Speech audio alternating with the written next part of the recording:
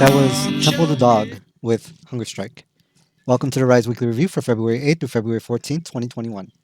During the week, the Chicago Sun-Times reported on a missing woman from Jeffrey Manor. 32-year-old Lavella Davis was last seen on July 2nd on the 9700 block of South Oglesby. She is described as 5'7" and was last seen wearing a black jacket, black pants, white shirt, and black shoes.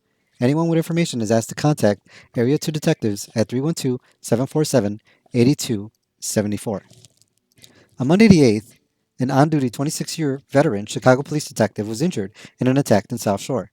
The detective was canvassing the site of a homicide in the 7700 block of South Yates. The night before, on Sunday, a 30-year-old man named Antoine Goldsmith was found dead from a gunshot at a home near the site. Around 7 p.m., two armed suspects approached the detective. One was armed with a gun and the other a knife. They reportedly attacked the detective from behind. The detective's partner came to assist him and the suspects fled. One of the suspects was caught near the 2300 block of East 75th Street. The other suspect was said to have escaped. The officer was transported in good condition to an area hospital with injuries to his head and neck. During the week, news outlets provided more details of the shooting that left 3 injured, including a 5-year veteran East Chicago detective. On Sunday the 7th, an off-duty East Chicago police officer, identified as Detective Jeffrey Sanchez, was shot following what police described as a confrontation. According to reports, Sanchez was picking up pizza at Tony's Pizza for Super Bowl Sunday. According to reports, Sanchez got involved in an argument that resulted in an exchange of gunfire with 2 people he did not know. He was struck 5 times, including in the intestines and bowel area. One of the suspects was also struck multiple times and was being treated at a Chicago hospital. The other was taken into custody. Another male not involved in the shooting was also wounded. Sanchez and the suspect were both said to have been taken to hospitals in critical condition. Following several surgeries on Thursday, Sanchez was taken off a breathing machine and out of the ICU.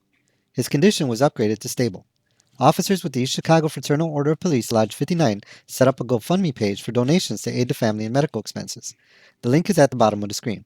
No information was given on the condition of the suspect or the other person shot. The Chicago Police Department is proceeding with recommendations to fire the head of the Chicago Fraternal Order of Police, John Catanzara.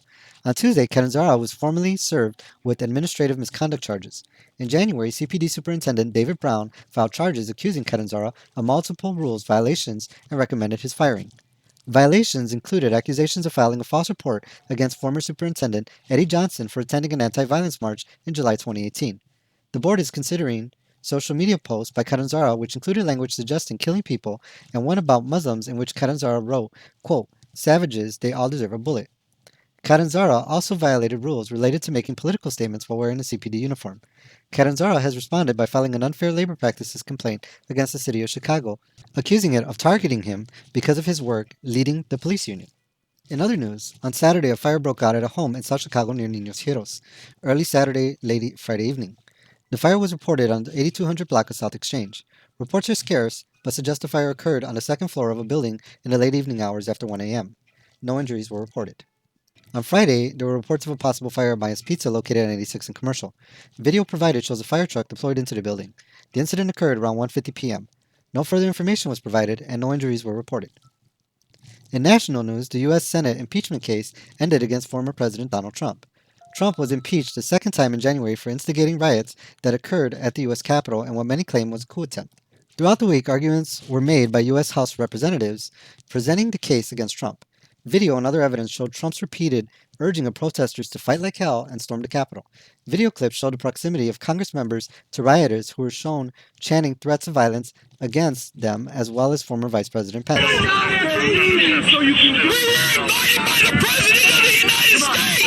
Trump's attorneys argued that the trial was against the Constitution, despite Congress voting previously that it was constitutional.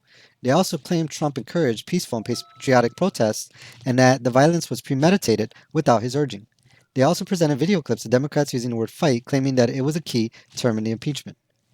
The vote went as many expected along party lines, with Democrats voting in favor of it and all but 7 Republicans voting in opposition. The yeas are 57. The nays are 43. 2/3 of the senators present not having voted guilty. The Senate judges that the respondent, Donald John Trump, former President of the United States, is not guilty as charged in the article of impeachment. However, many that voted against the impeachment claimed to have only done so on the basis that they felt it was unconstitutional. Republican leader Mitch McConnell stated this in a speech. President Trump's actions preceded the riot were a disgraceful dereliction of duty. There's no question, none, that President Trump is practically and morally responsible for provoking the events of the day. No question about it. The people who stormed this building believed they were acting on the wishes and instructions of their president. And having that belief was a foreseeable consequence of the growing crescendo of false statements, conspiracy theories, and reckless hyperbole, which the defeated president kept shouting into the largest megaphone on planet Earth. During the week, additional stories broke of Republican leaders and Trump loyalists attacking Republican members who voted in favor of the impeachment. Republican members also vowed to impeach current Vice President Kamala Harris in retaliation if they regained control of the House in the midterm elections. In other national news, the Biden administration has acknowledged the issue of U.S. veterans who have been deported in recent years. In a statement released during the week, the Biden admin will take steps to begin working with the Department of Homeland Security to review the deportations of U.S. veterans and their family members. The White House issued an executive order and memo in January instructing agencies to, quote, prioritize responding to threats to national security, public safety, and border security. However, news reports have stated court battles by Republican leaders and refusal by ICE officials appointed during Trump's term to honor the orders. It is unclear what the current orders will lead to. The exact number of U.S. veterans that have been deported or denied citizenship is unknown, although reports vary and can range from hundreds to thousands. In other local news, activists and groups have expanded their hunger strike and held several press conferences during the week.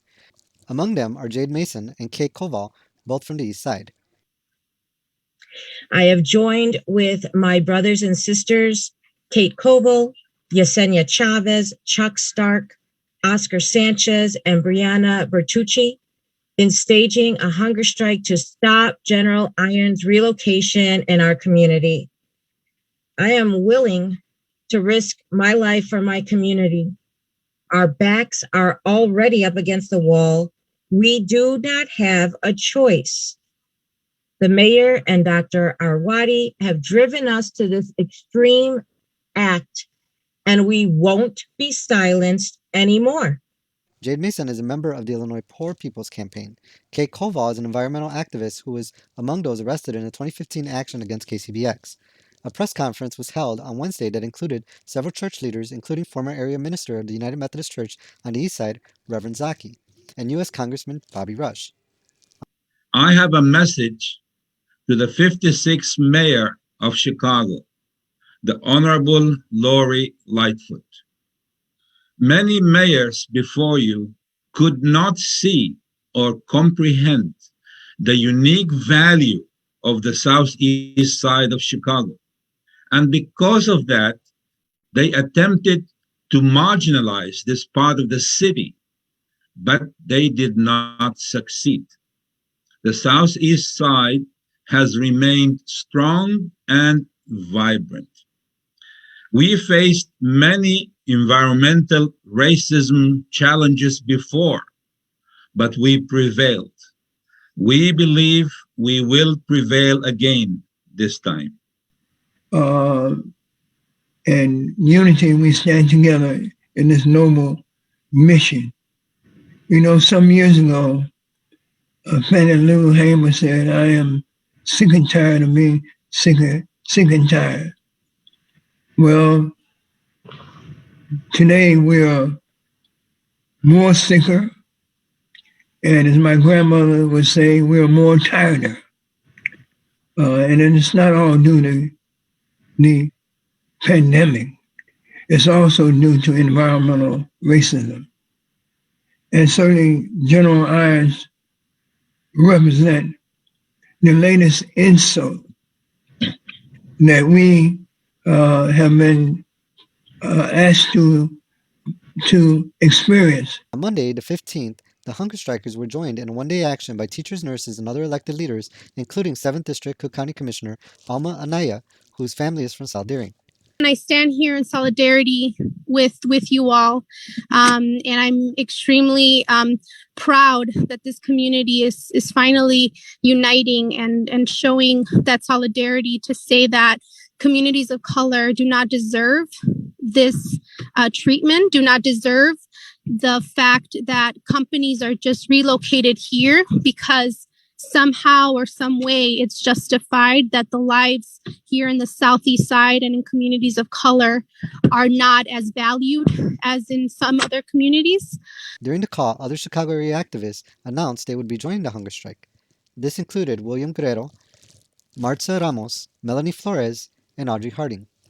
The actions by local activists received greater national and international attention as newspapers like The Guardian began publishing stories about the issue. The Guardian story discussed the burden of polluting industry in the highly industrialized area and concerns of local residents that RMG would only contribute to it. In response to the hunger strike, the 10th Ward Alderwoman Susan Sadlowski Garza issued a statement requesting the city delay the final permit. The Alderwoman claimed that the hunger strike had humbled her and that she previously urged the EPA and city to delay any RMG permits until the facts surrounding the RMG expansion be investigated and the complaint by the U.S. Department of Housing and Urban Development is reviewed. However, groups on the recent calls with ties to the Democratic Socialists of America have been criticizing the Alderwoman's response as not forceful enough in pushing to outright deny the permit. However, political groups are not the only ones calling for the Alderwoman to take more drastic actions. Hunger strikers have listed several demands, including publicly demanding the IEPA and CDPH resign all previous permits, publicly oppose the final permit, call for an environmental committee hearing, introduce a city air ordinance, and ensure that problematic companies are not grandfathered in future air ordinances. It is unclear at the time what ordinance the groups are championing. However, several groups, including leaders from the Coalition to Ban Pet Coke, worked with Garza previously in modifying the city's large recycling permits that RMG Shredder qualified to be approved by.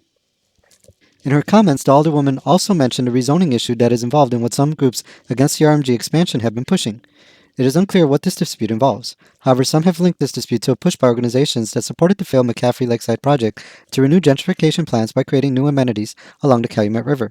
As the lakeside development lacked an anchor for attracting wealthy investors, some are pushing new riverfront attractions to renew interest in the development.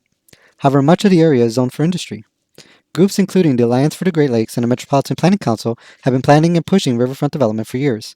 The plan has received criticism from some because what is seen as part of a green gentrification trend happening in the city. Many residents in other working-class communities of color, including Pilsen, La Villita, Humboldt Park, and Logan Square, have faced increased displacement from similar green developments, including the 606 and El Paseo. And finally, an organization known as The Dream.us is posting information about scholarships being offered for Dreamers. The organization provides information and opportunities to apply for scholarships. The site posts both national scholarships and what the organization refers to as opportunity scholarships. The national scholarships are open to both residents of Illinois and Indiana.